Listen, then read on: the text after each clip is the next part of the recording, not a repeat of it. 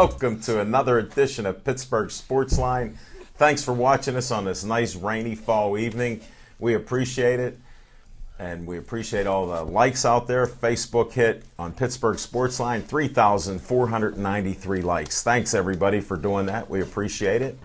Thanks for watching us on Verizon 32 everywhere in the Pittsburgh area. No, it's not on the radio. I just run into 10 people in the last 2 days. And you know how I say Verizon 32 on TV? They said, what radio station is that? It's TV. And you can see us locally here, only on Comcast 7 in Bethel Park. We appreciate all the viewership and everybody watching our show. And I've been getting some feedback when I'm out there. They know who all these guys are next to me. I'm Al Levine, the talking machine. We got Chip the Prophet Hayner, Smoking Jim Frazier.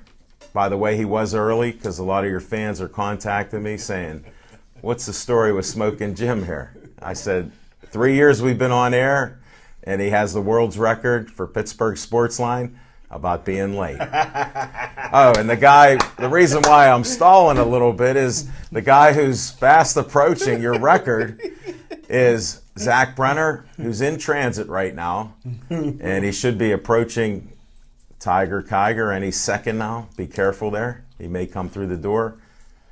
Well, on Pittsburgh Sportsline, we do talk a lot of sports, and the first thing we talk about is our opening segment, What's on Our Mind? And I'm going to start it with Smoking Jim Frazier. What's on your mind? Thanks, Al Levine, the talking machine. And if you want the green, it's coming. You got to see Levine. Whoa! Woo! That was left-handed. Nice catch. Good job. Nice. But, hey. No, you AB. AB, that's it. Throw the red flag. But, hey, I've been watching a lot of TV recently, so I want people to figure out what I've been watching. I watched some things where we talked about the zombie walk. I heard them talk about the All Negro League, so I'm going to start calling Le'Veon Cool Papa Bell. Free shipping for your energy drinks. Steel Valley beat KO in Rod Salka interview. And more. I enjoyed that show. That's just a little tease. You guys can check it out a little bit later. I'm sure How's my guess? Talking about it. How's my guess? Well, huh? What you've been watching. That's right. You got it. Pittsburgh Sportsline. And I tell you what, I got a taste for some ribs. But after I did the little thing on Ty Cobb, I got a lot of good feedback, and I got a lot of good stories. So I'll just give another little story on what's on my mind this week. This can't even be happening. It'll be real quick. No, take your time. Thank you, sir. Because anybody researching Ty Cobb, Chip, I don't know if you know this. This is a little interruption. I know I'm known for it, and I told these guys to focus much better. But Ty Cobb has information on Smoking Jim's Facebook page. Anybody that's a friend of his watching the show, go to his Facebook page, because if he steals some of that information off of there, I posted it on your page. All right. And it's fresh. I can't wait for what you're going to say. But what's on my mind is my main man, Lou Holtz. And from 1977 and 1983, Lou Holtz coached the University of Arkansas, and they was going to have to play the number one team in the country, which was Oklahoma. And Oklahoma won, was going for 3 out of the last 4 national championships. They were the number one team in the nation, and they were going to play in the Orange Bowl. But prior to the game, Lou Holtz had to suspend 3 Arkansas's best offensive players. Oklahoma was a 24-point favorite to win the game. The 3 players got together and they got a lawyer. And because they was going to get an injunction and fight to see if they can play in this national championship game. Well, Lou Holtz, being a state employee, got the state attorney general to represent him, who was Bill Clinton. Later on became President Bill Clinton. And of course, Lou Holtz and President Clinton won. When the bookmakers took the game off the books, it was already 24-point favorite for Oklahoma. Biggest upset maybe in college football history. Arkansas beat Oklahoma 31-6. Thanks to Lou Holtz and President Bill Clinton, and that's what's on my mind. Smoking Jim, I've told you before, you've done some great ones. This one with the misdirection play on Ty Cobb was unbelievable. To come out with what you did with Lou Holtz and Bill Clinton. Who arrived here? Who is this guy? I gotta cut in, folks. I gotta cut in. Leave it to a brother, man, to endorse Bill Clinton. We know everybody in God's country loved William Jefferson Clinton. Believe me. Wink, wink. Wow. Me and Good night, folks. How you Ian doing? like was a Bill And that's Clinton what's man. on Zach Brenner's mind. Oh, there's a whole lot more, folks. Well, since you arrived and I was trying to What a give ride from the mountain. do you mind us like having a show here? Sure, or? no. Okay, just checking with Knock you. like that yourself out. suit. Thanks. I am knocked out right now. We waited for you, for the show to have a team meeting and everything. So, Thanks. Zach Brenner, what's on your mind? Well, Al Levine, the talking machine, I was more than happy to fill in for Jim Leslie Frazier. I knew he was fired up about Last night. something. At Duke's Rib House and Grill. Al Levine has memorized the address already. I haven't done so. Hopefully Jim Frazier will punch that in his GPS and get there on Monday night. I have no problem filling in anytime. Old buddy, old pal. I Wink, watched the show too today. It was good. Did you wink. get to watch the boxing down at the south side here? I watched. You got to watch that Rod Salkin interview too.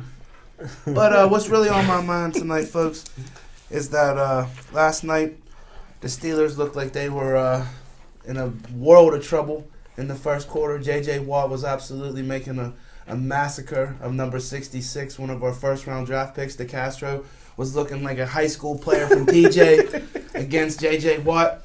But nevertheless, something happened crazy. After Al Levine down 20 chicken wings at Duke's, all of a sudden, with about 4 minutes to go till halftime, this absolutely phenomenal explosion occurred. And then we held on for dear life.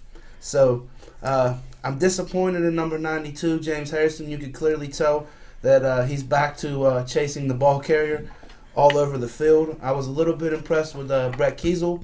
I disagree with Jim Frazier on Tuitt, the defensive lineman. I think he has a lot of upside. Maybe he shouldn't have been drafted in the slot that he was drafted, but that's a debate for another day.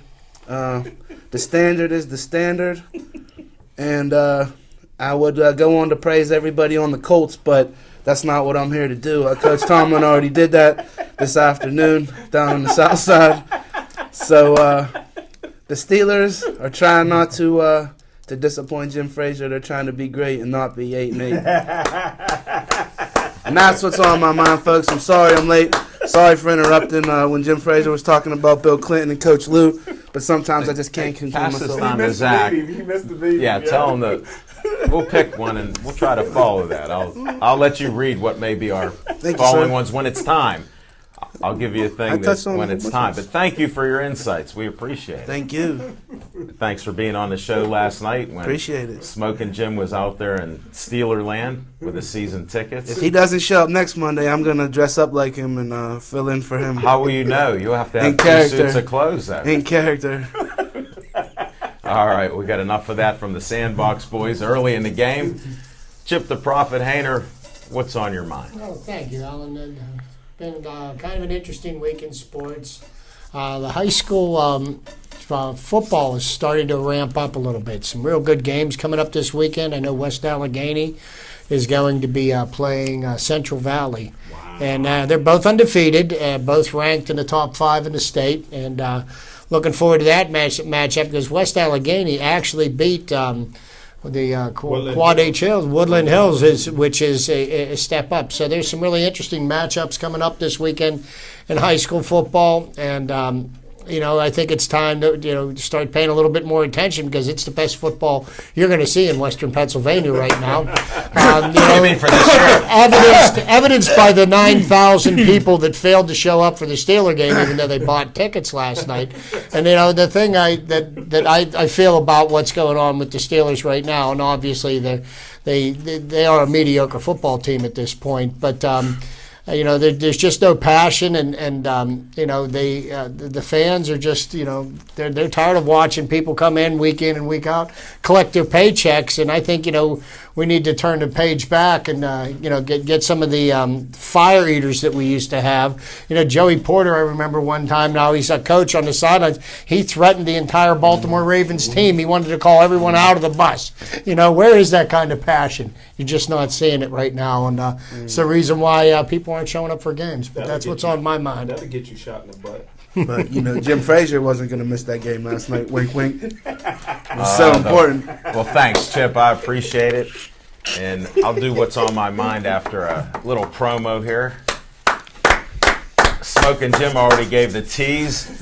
First ever annual zombie walk at Bethel Park High School between 3 and 5. Who's going to be one of the MCs, Smoking Jim? You will, because he watched the show, folks. Zach can't make it unless it's after 7. I hope this is turning out on TV here. If you can get a close-up of that, this will show you. It's a $10 registration fee. That's it up to the time of the event. Bethel Park High School parking lot. There's the information, folks. And if you have trouble, Smoking Jim likes how I read, so I'll read again. It's not a problem.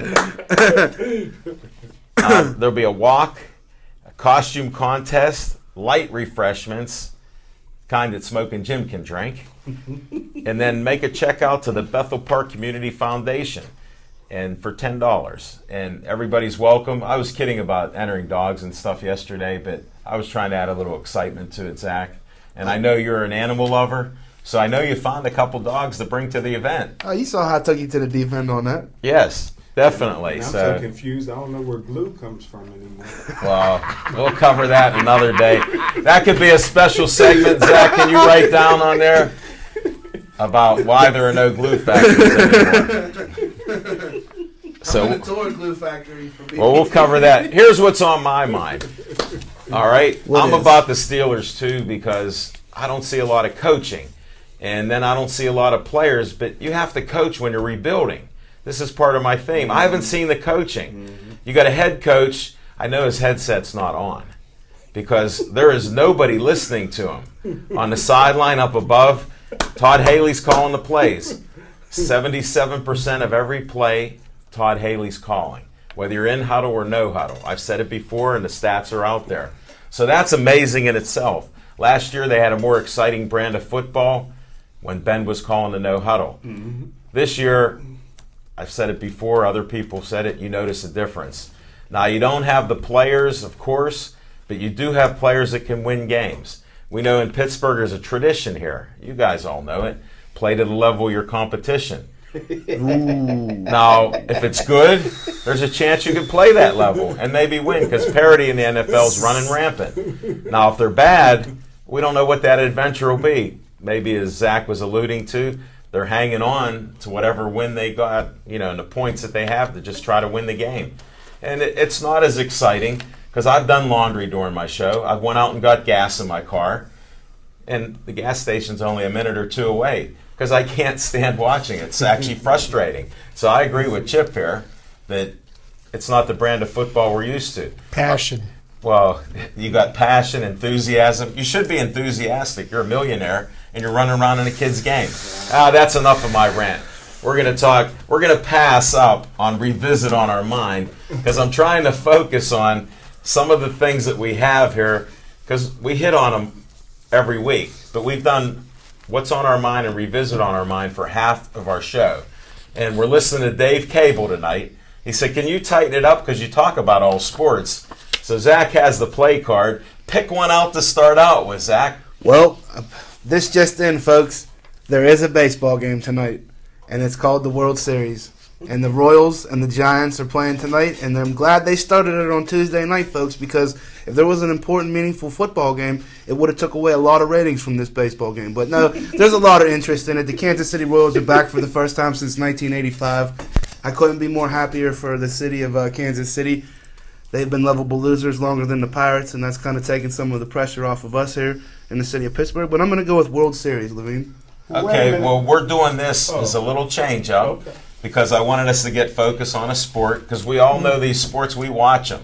We live them or we hear somebody else talking about it. So we'll continue on the World Series. Then We have Fiction and Fact from Smoking Jim's Almanac. Okay. We have Chip the Prophet Hayner talking about Chip's Trivia. And Little Z will get to add something in that maybe it won't be on the list because he told me for about 2 months. How about let me know ahead of time what's on your list? So here we go. Chip's going to put something in on World Series. World Series. Okay, we've got the Kansas City Royals, who are undefeated so far in this playoffs. And I love the fact that we've got a wild card World Series today. So, the people that joke about the wild card teams and it's not that big of a deal, well, maybe so. Maybe so. They're at the big dance. The San Francisco Giants have won 2 of the last 4 World Series. If they win this year, that will be 3 World Series championships in 5 years. And as far as I'm concerned, that's the makings of a dynasty. So we got the Giants who have the experience. They've been there and done that before. But then you've got the Kansas City Royals that have, by rights, have no business being where they're being. But what they've done is they've beaten everybody they've played. They haven't lost a game yet. As a matter of fact, the last time a team went completely undefeated in the playoffs and won the World Series was in 1976. The Cincinnati Big Red Machine. They swept out in the World Series to be the first team to go undefeated in the playoffs in baseball, but we're not talking about football. He's trying to mix them up. We're on World Series. We're on the World Series this year. Tonight's a great pitching matchup. James Shields is going up against Madison Bumgarner, who Pirate fans know did a pretty good job of shutting down the Pirate bats. He couldn't have done much better. But here's the thing about him: his ERA for the playoffs this year is 1.42. And he's 2-0 in World Series games. But, the one odd thing about him, he's a much better pitcher on the road than he is at home. He shut down the Cardinals in St. Louis. He shut down the Pirates in Pittsburgh with a game he pitched in San Francisco. Didn't fare so well. He didn't get a decision. He came out of the game with no decision. So all the pitchers are fully rested. I'm Who's really the looking forward to managers the game. in this series? For Bruce Bochy and Ned Yost. Bruce Bochy for the manager for the Giants, Ned Yost for the... and look for Bochy to be in the Hall of Fame someday. I thought you would know that. He's in the baseball, but it's Pirates baseball. Not bocce ball. Bruce Bochy. Yeah. Bocce's your second favorite sport in the world. We're not going to mix that. But on the World Series, you've got 2 bullpens that are just unbelievable. There's a 1.80 World bullpen for, I think it's the... Kansas City. And the Giants have a 1.78 ERA for their bullpen. And that's only half of it. It's 2.18 for the Giants and 2.98 for Kansas City. Those numbers are so much better than regular season numbers. And you're talking about this is World Series. You're going for the greatest team and the best team in baseball, and they're outproducing everybody. 8 wins, 2 losses for the Giants. 8-0 for the Royals. You don't hear numbers like that normally. It's more even. And I'll tell you right now, everybody is saying that the Royals bullpen is pretty much a mirror of the bullpen the Pirates had last year. Last year, when the Pirates had a lead from the 6th inning on, and I don't mean 2014, I mean 2013, the Pirates were basically unbeatable. And if the Royals go into the later innings, they go past the 6th inning with even a 1-run lead, I expect them to win, and so do they. Chip, did you receive your refund for Pirates playoff tickets yet from the Nuttings? Or are they going to keep that money and pay it to Russell Martin? Well, I didn't put any money towards playoff tickets. And he told it didn't fit into the budget this year. Okay. So I didn't put money on that. Well, there's a bunch of disgruntled people that haven't received their refunds yet. You're not going to get refunds. I mean, here's the way it works. If you want your money refunded, you'll get it refunded, or it just goes as a down carries over payment the next season for your tickets for next year. Gotcha. So, And it's all who in the cares up and if they float $100,000, $200,000? So they earn 1% on it, 2%. I mean, what does that add up to? And then raise the price of tickets? That doesn't matter. We're talking World Series. It's big business. It's big business. That's big business. But no, I'm really looking forward to this series. Tonight, 8:07, first pitch. And I can make it home in time. Are we in San Francisco or are we in Kansas City? We are in San Francisco this evening, I believe.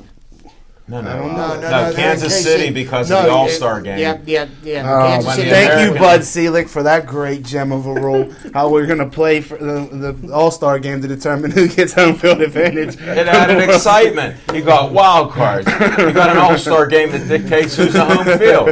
I think it's wonderful. Just better than fantasy baseball or football right now. It's all good and it's real. So that's our World Series segment. Well, can I get before we leave the World Series segment, Levine? Can we get a prediction from our esteemed colleagues? Sure. Why don't you start with us? I'm gonna go with the Kansas City Royals, and only because I like George Brett. How many games? I think it's gonna go 4. I think it's gonna be a sweep. You say the Royals are gonna sweep out. I think the Royals are gonna do. He's aggressive. I like it. The unthinkable. I like it. Smoking Jim. I mean, this is baseball. Well, San Francisco, they have the history of winning the World Series once they get in it. But I believe that I'm going to go with my heart a little bit. Kansas City, and I think Kansas City wins it in 7. Wow. Okay. Chipper. Ever since Mr. Bonds retired, I never had a problem watching the Giants win the big ones. And the odds on favorite, is the San Francisco Giants, and I'm going to vote with my heart, not my head, and I'm going to take the Royals in 5. Oh man, you just stole my line right there.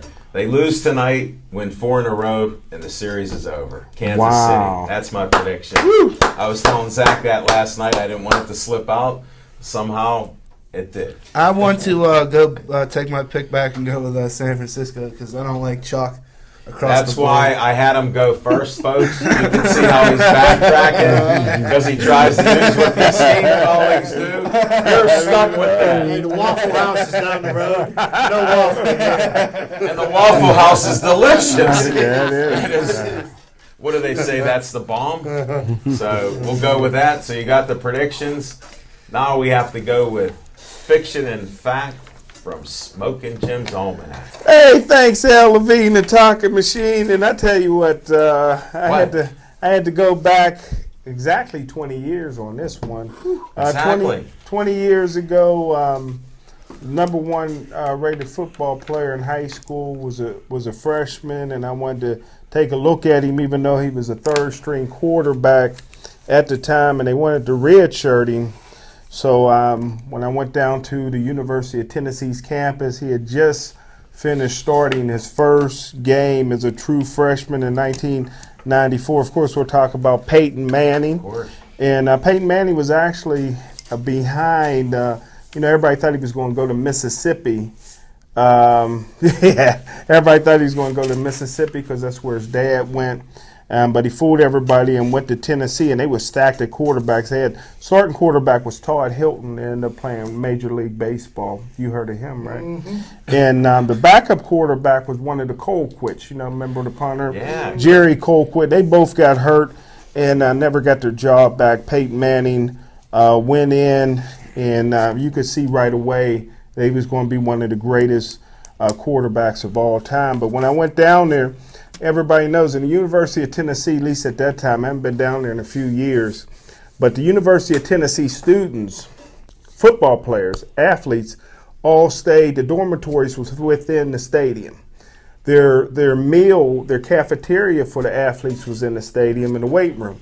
Only time they ventured out of the stadium was to go to class. So if I would have went to Tennessee, I would never have left the stadium.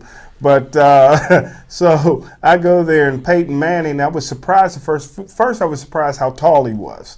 They was doing a bye week. They had a bye week that week, and Peyton Manning was in the locker room horse playing, hitting everybody in the tailbone with his towel. But he was just tall. He was 6'5". He was really white. But I was surprised how big his head was, and I never seen a picture of him before, but I pictured this real good-looking guy because Archie Manning's good-looking. I'm sure he married a good-looking woman, and I'm like, where did this zombie come from? Zombie walk. I tell you what, he ended up being graduated in 2.5 years with a degree, had his master's in 4 years, and he went on to become the greatest regular season quarterback of all time. Began his choking in college, 0-4 against Florida, and biggest choker in the history of the National Football League. But congratulations for 510 passes. I never thought Brett Favre's record would get broken. Congratulations to Peyton Manning. I seen him when he was just 18 years old. Oh, good. Whoa. Oh. Whoa, and just on that note, before we get started with my segment, and I do also want to congratulate another person, because the same team Peyton Manning couldn't win the national championship with, T. Martin won the next year with. Yeah, the very next year. That's right. Good job. Good job. Nice. Thanks, Smoking Jim. All right, it's Chip's trivia time. I think they Chip's trivia time. All right, my trivia tonight is, believe it or not, has something to do with the World Series. Wow. The Fall Classic starts tonight. Amazing. And I'm going to take a look back at some memorable World Series played in the years ending with the number 4. Okay, being that it's 2014, I'm going all the way back to start with 1924. Okay. Okay, 1924, there was a pitcher who's in the Hall of Fame. His name is Walter the Big Train Johnson. And I'm sure Alan has heard of him. After 18 years on mostly bad Washington Senators teams, he finally made it to the World Series in 1924. And with the 36-year-old Johnson pitching the final 4 innings of relief, the Senators won the franchise's first championship on a bad hop grounder in the 12th inning. Bounced over the head of the Giants' third baseman, ending the longest Game 7 in World Series history. Walter Johnson was said to be such a lovable character that the good Lord didn't want to see him get beat again. Okay, then we'll jump another decade, and there's the always famous the Gas House Gang. The Gas House Gang was known as for their sloppy appearance and rough tactics. The St. Louis Cardinals beat the Detroit Tigers in 7 games behind the pitching of siblings Dizzy and Paul Dean, and Paul's nickname was Daffy, and the hitting of Joe Ducky Medwick. All these people are in the Hall of Fame. Wow.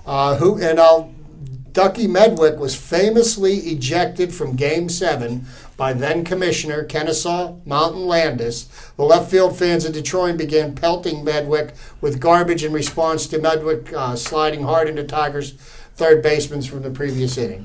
Then we go another 10 years, 1944, Meet Me in St. Louis. This was an all St. Louis World Series. The St. Louis Cardinals and the St. Louis Browns met in a season when many of the game's best players were serving in the military of World War II. All 6 games were played at Sportsman's Park, which was both teams' home field. The Cooper brothers, pitcher Mort and catcher Walker, led the way as the Cardinals won their second title in 3 years. 1954, we're going another 10 years. This was the year of the catch. This was the year that Willie Mays became a household name. Really? In Game 1, with the score tied 2-2 in the Polo Grounds in New York City, with runners on first and second, Vic Wertz, player for the Indians, hit a towering fly ball to deep center field. Willie Mays, with his back to the plate, caught the ball over his shoulder, threw the ball in. The ball was hit 420 feet. That's how big the Polo Grounds was. The ball went 420 feet and didn't leave the park. Wow. So Willie Mays became a household name after that. In 1964, Bob Gibson became a household name. Status as one of the game's greatest World Series pitchers.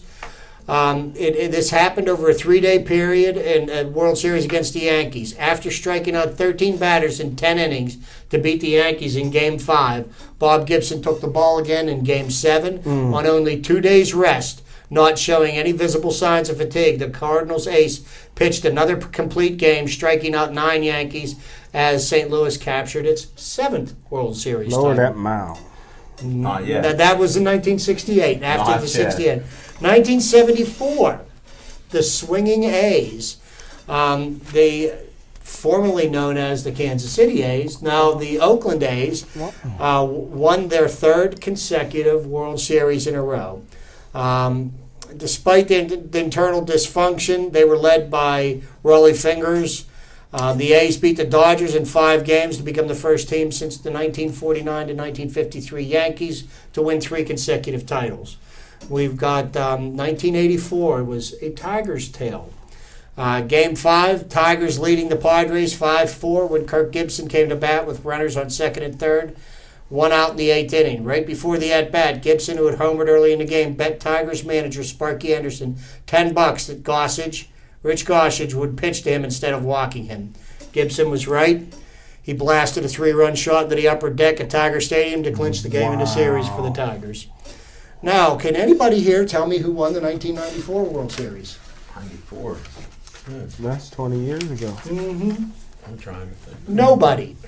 Trivia question. Who won the 1994 World Series? No one. The players' strike, which began August 12th, forced the cancellation of the World Series. It was the first time in 90 years the World Series hadn't been played.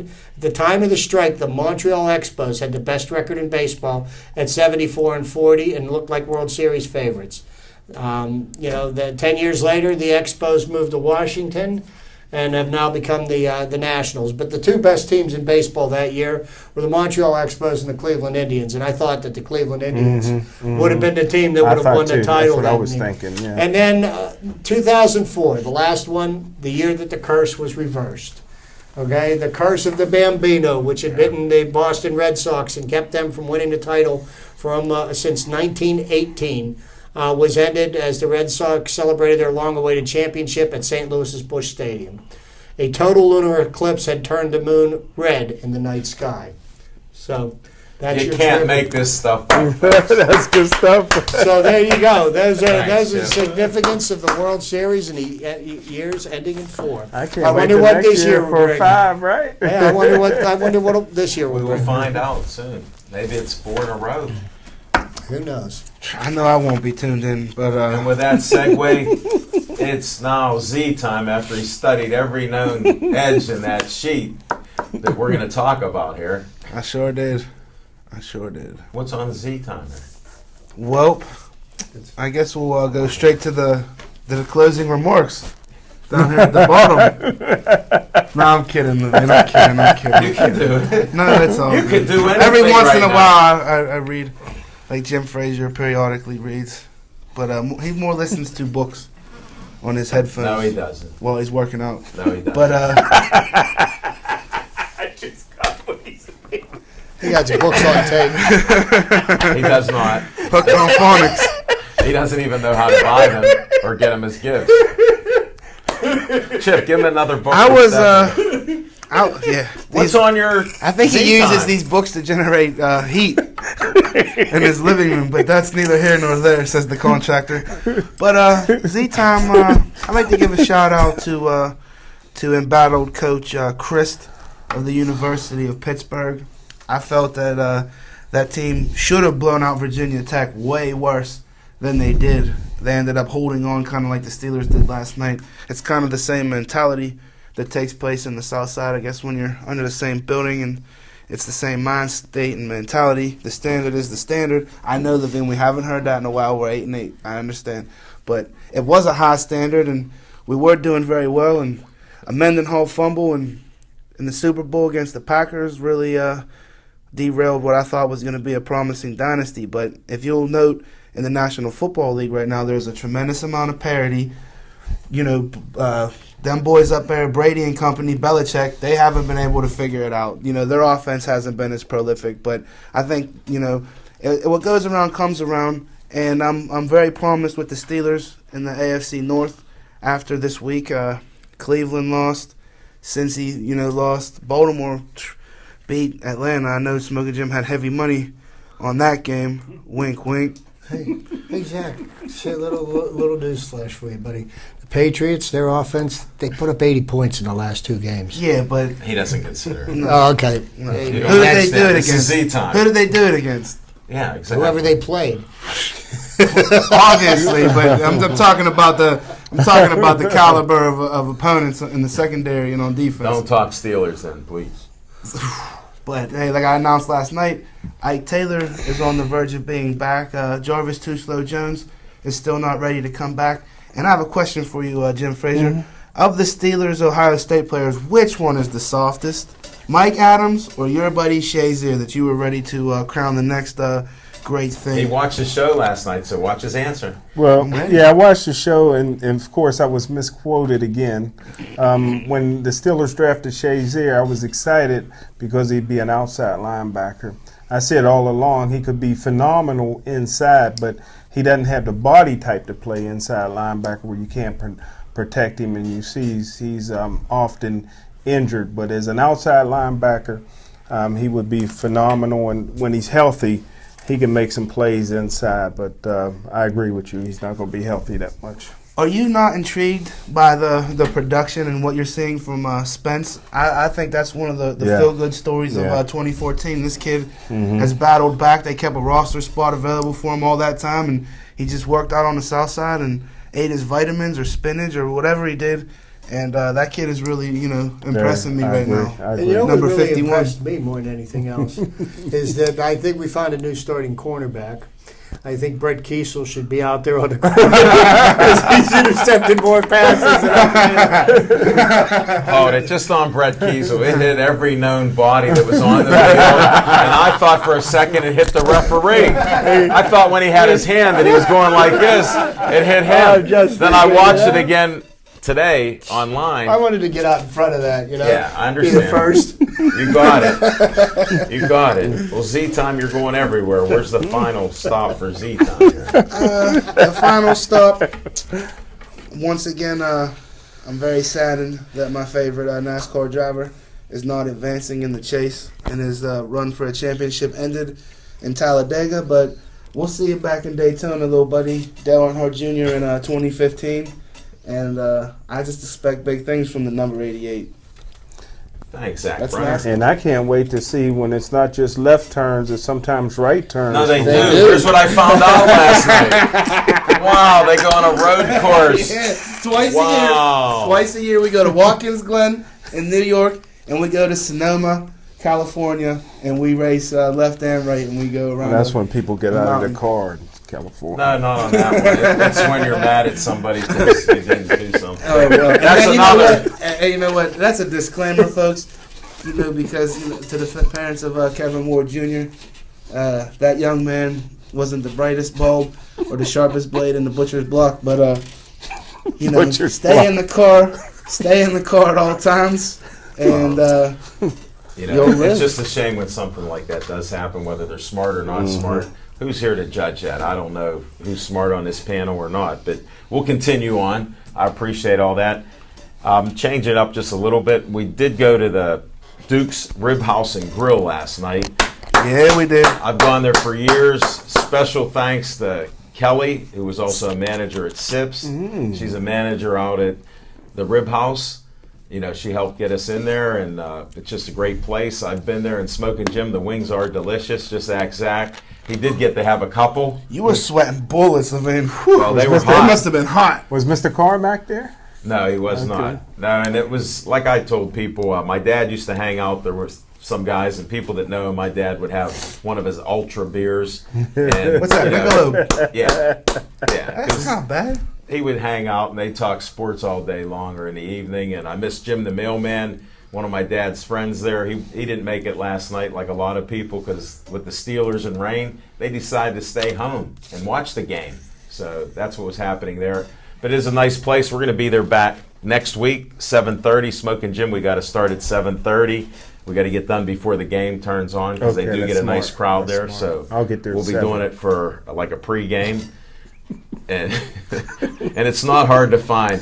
For Smoking Jim and anybody else, you go to the exit, the Green Tree exit, Green Tree Road, all the way down, far down the road to the bottom where you start getting to Cochran Road. Right there, Across the Benny. Make a street from the left. Giant Eagle. Make a left. If you see the Giant I'm Eagle, lost already. go left. Well, you haven't seen it yet. And You never when took see- one of your sweeties to Benihana? Well, when you Follow the smell of the ribs. well, when you see the ribs are delicious too. The meatballs right off the I can't wait. bone.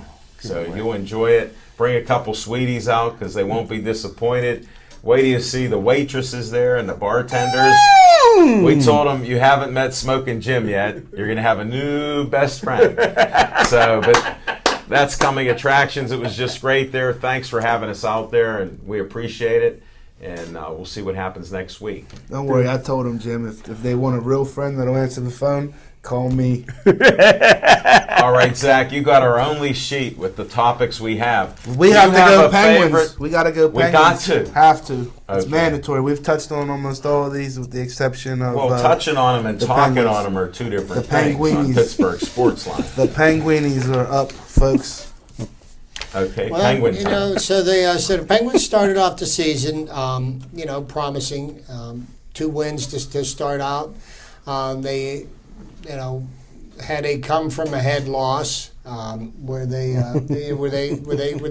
lost to the Anaheim Ducks, The but Ducks then they came back and they beat an undefeated New York Islanders team. And today I heard a report from Jim Rutherford, who happens to be the general manager of the team. And I don't know if this is a sign of support for this player, or if this is ringing the bell of his death knell. But he said that as long as he is general manager of this team, that he wants Marc-Andre Fleury to be his goaltender, and he's going to do everything he can to sign him. There's the only problem. He's not going to be the general manager of this team past next year. And right now, Marc-Andre is playing for a contract, and I know this is not going to sit well with my friend here on the end of the table, but you think about the situation that the Penguins are in, and the situation that the Penguins were in was created by Ray Shero, limiting us out on the salary cap, which is a big thing. But you look at the caliber of play that we get out of our goaltender, and I don't really see Marc-Andre Fleury as even a top 5 goaltender in the league right now. And I think at $5 million a year that they're overpaying for his services. And I think I wouldn't sign him for more. And it'll be interesting to see what happens. I kind of a thought that I was having last week, and we'll see what happens as the season plays out. But maybe seeing him being put on the trade block later on in the season, so they get something out of him. Because if they are going to sign him, is he willing to take a cut and pay? And if he's not, they should get something for him before they're left with nothing. Boy, I didn't expect a bomb like that. Chip, you just threw it right out there. No, And I can almost bet my bottom dollar that Marc-Andre Fleury won't be traded. As the Pirates didn't make any moves, the Penguins aren't going to make too many big splashes. Ray Shero is gone. That whole regime has been wiped out and cleared out. So that kind of philosophy of rental players and such is out the window and been diminished. I look for Marc-Andre Fleury to get signed. He might not get the kind of money that he's looking for in the market, but for the opportunity and the chance to continue to play with Crosby and Malkin potentially, I see him staying in Pittsburgh. And to be honest with you, Zach, I hope you're right. I just looking at the economics of the sport, and here's what the thing is: somebody will open up a bag of money for him. Yeah, like the Florida Panthers. Somebody that can afford to do it. Right.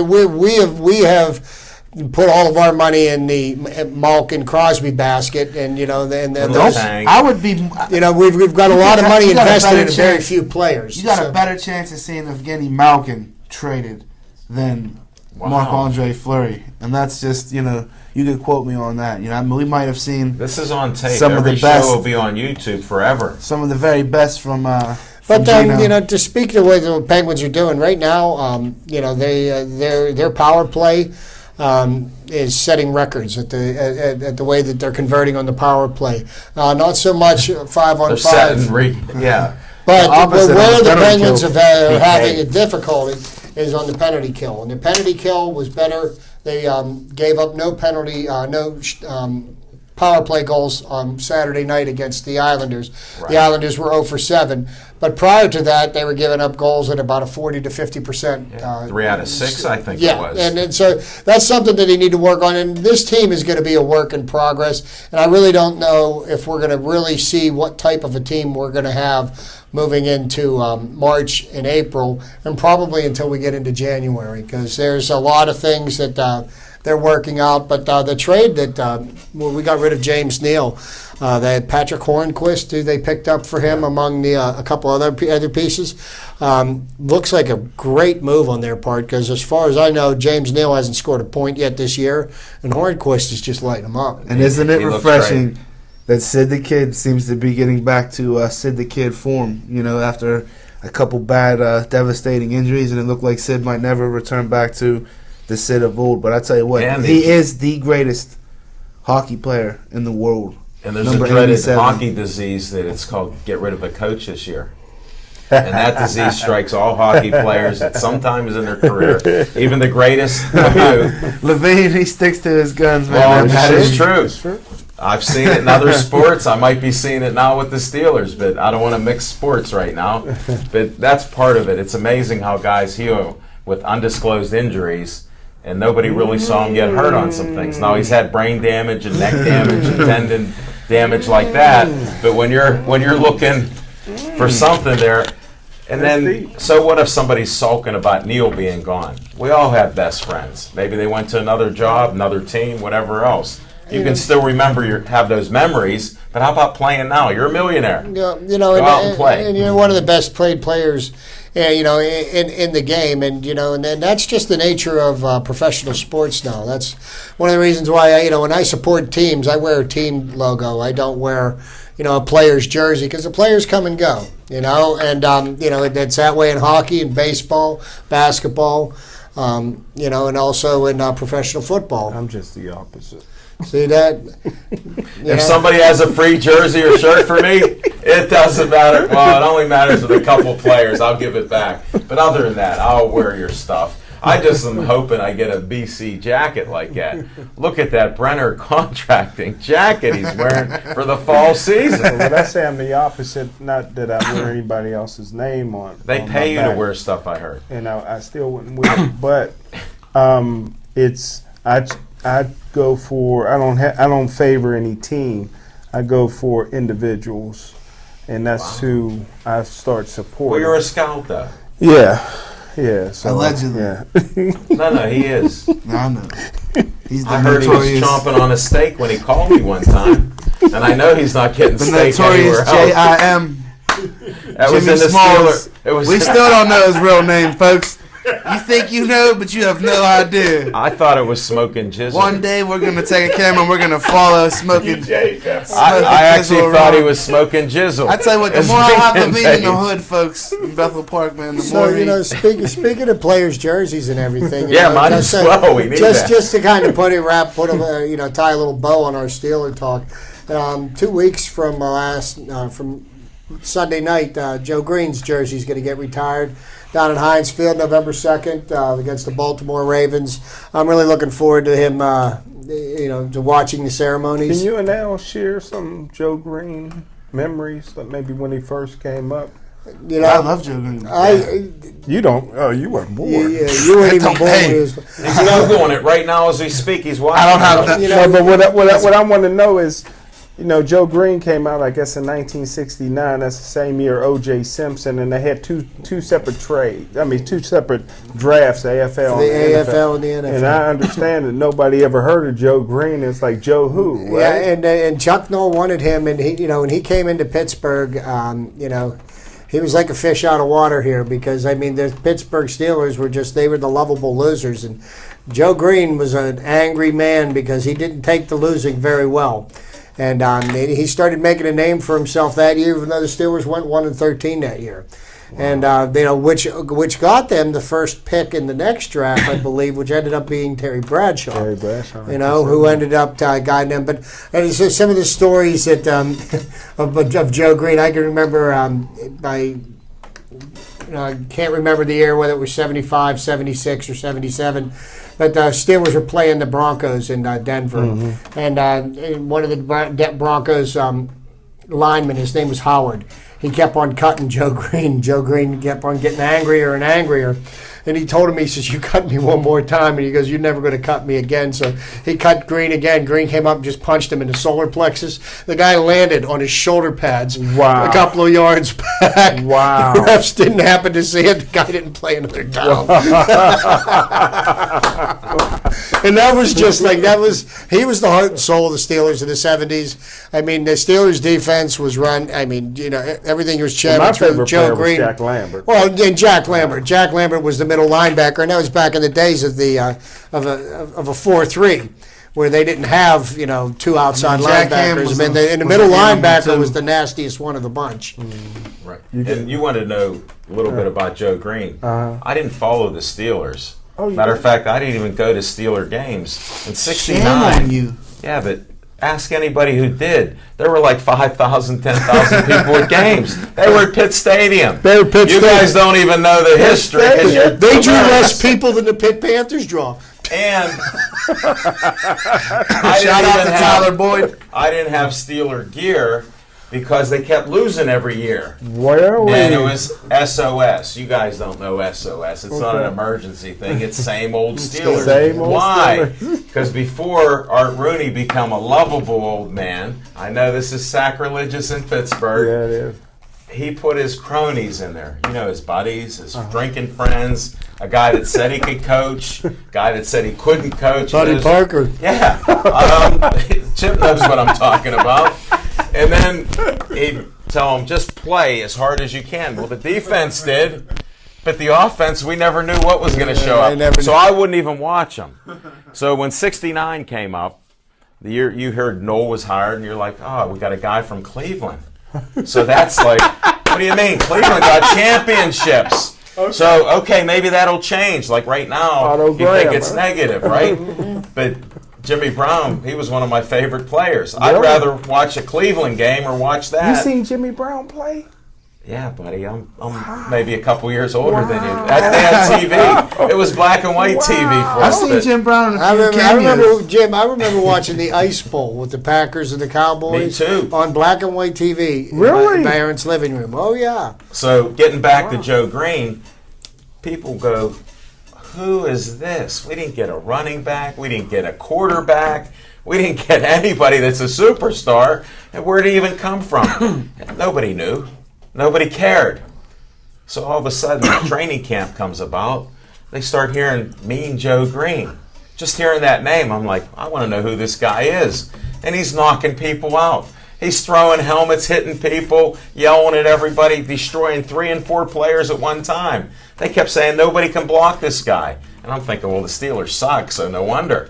Then they play a game, and he looked like a man among boys playing the NFL. It was so shocking. That's when I become a Steeler fan. Wow. Because of him playing. Let me tell you something. I think I have one person on the Steelers that was more responsible for shortening Earl Campbell's career was Joe Green. Well, do you guys know how that originated, the Mean Joe Green? You told me once, but I forget it because I was looking for the book that you were writing. Share that. I didn't see it. Share that. He took a Coca-Cola off a kid. No, we didn't. Well, Joe Green went to North Texas State, and their nickname was the Green Waves. And Joe Green was so mean and so tough that they changed their nickname to Mean Green. And hence the Green with Levine. And Nobody now said anything about mean. I didn't say I'm mean, but it's green. And now you understand how I became a Steeler fan. No, That's good. That's good stuff. And I'll tell you what, of all the Steeler games that I had a chance, and I had my pick of a number of games this year. I wanted to see the game where Joe Green's jersey gets retired because there's only one other Steeler that had their jersey retired, and I think it's Joe Green definitely deserves to have. Nobody should ever wear. Nobody should ever wear number 75 in the Steelers. And Smoking Jim, No, that has not been worn by anybody. I met Joe Green in downtown Pittsburgh. My cousin had that store, Ralph's Discount. Was it Joe Green or Bill Neal? Was it Joe Green? Joe Green was much taller and a bigger man. Did that so he shook my arm. He shook my arm. Hey, Joe, nice to meet you. He shook my arm. His hands were so big. Wow. I said, it's not. I was only like 14 at the time, 15, I think, maybe, because I was down in downtown Pittsburgh, and my cousin was friends with all the Steelers. They'd shop at Ralph's Discount, which is no longer around. Ain't that something? Now, I heard that there was one player in the NFL even meaner than Joe Green, Ernie Holmes. Well, he was Lawrence Taylor. I don't know if anybody's heard about Cuckoo for Cocoa Puffs, But Ernie Holmes was cuckoo for Cocoa Puffs. He had a bowl every day. There was a lot of... There were people afraid of him in his own locker room. That's what I heard. That was back in an era when there was a lot of scary people, because there was... there was the Fearsome Foursome in Los Angeles with with all of them. There's the Purple People Eater in Minnesota. Alan Page, Carl Eller. He's on the Supreme Court now. He's a judge. Alan Page. Really? Then there was their litany of middle linebackers that were just monsters. You had Butkus, you had Nitschke, Tommy Nobis. I mean, Willie Lanier for the Chiefs. I mean, there was just Mike Curtis from the Baltimore Colts. I mean, there was just linebackers that were every bit as good as anyone that's played in the last 30 years, and probably Except better. for Ray Lewis, I don't know. Well, I'll take Jack Ray Lambert. is one of the players from this era that I would have done very well back, because he was a throwback. One of the few. Because a lot of them, these guys, they get hangnails, and I have to. Yeah, but there would have been a problem with Ray. They didn't have deer antler spray then, or the underwear. And you had Steelers that... And he might not have made it out of Atlanta back then. Wink, wink. No, there's no wink in there. They didn't have made it out. They didn't have the animal rights activists, so he'd have just drug a few deer in and ground up their horns. He didn't know what the Chinese knew then about how that can heal you. So that's another fact for something later on. But we've covered a lot of subjects here in depth tonight, which you don't see too often, so we're going to try to present some more of that. When the guys are focused here, you see the opinions and what you learn out there. Shout out to Renee at the Market District. Hi, Renee. One of our biggest fans who showed up at SIPS the one time. She missed meeting Zach Brenner, though. Maybe she'll come out. That's big. To the Dukes. Yeah, he was late. No, he wasn't. He wasn't late to Dukes. No, he asked another question. See, we got to interrupt this questionist disease. I started it, so that happens. Zach was early at Dukes. He managed to muscle me out of the seat to get the inside seat there. He did rather well. So we're going to be closing out 2 minutes here. Chip said he's going to see Joe Green's jersey retired. That's 2 weeks from now. Yes, it is. On November 2nd, Heinz Field. Ravens are going to be in town, and I hope we got a Steelers win. How about the third win in a row, huh? What do you think? It's time for them to start stacking them. I'm picking the Steelers. I'd like to see them just get that's And if anybody in BPTV needs a player for a Turkey Bowl coming up, the Amish Assassin is prime time. Hold it. What number is that? Do you call him? Here's the number, folks. If you need a man, he can play quarterback, line. He can tell you how to play. He'll coach up the offense, the defense. And he'll even bring his truck if you want to play late at night. He'll put the lights on so you can keep playing football. But what's more impressive is you can keep that windshield wiper going. Hold it, buddy. That is a classic